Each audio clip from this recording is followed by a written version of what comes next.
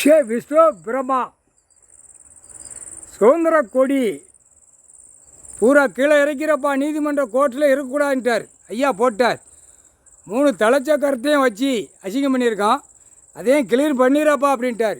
கணக்கு புது கணக்கு போட்டார். ஐயா கடவுளே போட்டார். சிவலிங்க கொடி உலக நாடே பறந்து கொண்டே இருக்குது. எல்லா சிவன் கோயில் ஆலயம் உலக நாடு, தாய் இந்தியா நாடு, டெல்லி டு தமிழ்நாடு வரைக்கும் எல்லா உலக நாடு. தாய் இந்தியா நாடு முழுவதும் சுதந்திர கொடியை முடித்தாலே உலக நாடு கொடியை முடிச்சிருவார். அவ்வளோதான், முடிஞ்சு போச்சு, கணக்கு விட்டாச்சுல, முடிஞ்சு போச்சு கணக்கு.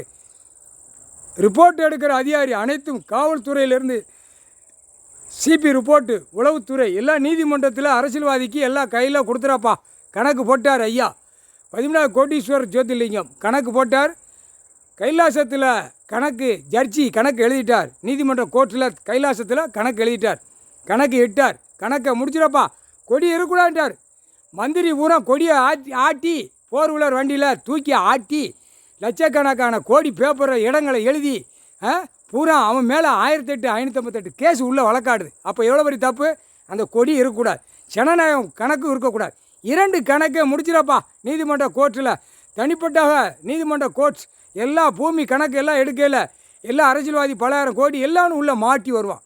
முக்கால் சத்தியம் கணக்கு போட்டாச்சுப்பா. கணக்கு கொடுத்தாச்சு. நீதிபதி சர்ச்சி ஐயா கணக்கு கொடுத்தார். நீதிமன்ற கோர்ட்டுக்கு தாய் இந்தியா நாடு முழுவதும் டெல்லி டு தமிழ்நாடு வரைக்கும் நீதிமன்ற கோர்ட்டுக்கு கோர்ட்டார் கையில் கணக்கு இட்டாச்சு. கணக்கு பார்த்துக்கோப்பா வழக்கறிஞர்கள், நீயும் பார்த்துக்கோ. கணக்கு இட்டார். கொடி ஆட்டக்கூடாது.